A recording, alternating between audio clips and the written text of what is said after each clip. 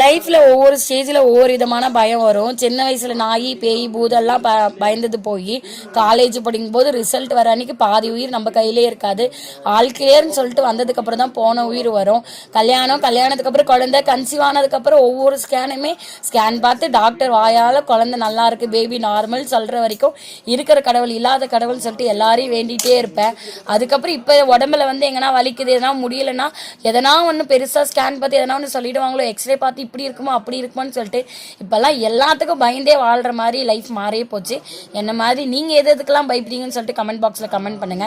இன்னைக்கு லஞ்சுக்கு பார்த்தீங்கன்னா பட்டாணி அதுக்கப்புறம் உருளைக்கிழங்கு செமி ஃப்ரை பண்ணி புதினா கொத்தமல்லி போட்டு புலாவ் மாதிரி பண்ணியிருந்தேன். அமைதிக்கு ஸ்நாக்ஸ்க்கு பச்சை பட்டாணி சுண்டலும் காலிஃப்ளவர் ஃப்ரையுமே கொடுத்தாச்சு. அவனுக்கு எப்போ தண்ணி கொடுத்தாலும் ஒரு பிஞ்ச் ஆஃப் ஜீரகம் போட்டு கொடுப்போம். ஒரு 4 hours சோக் பண்ணி குடிக்கும்போது அது ஜீரக தண்ணி குடிக்கும்போது ஒன்றும் ஹெல்த்தியாக இருக்கும். லெமன் ஜூஸ் குடிச்சு இன்னைக்கு டே கம்ப்ளீட் பண்ணி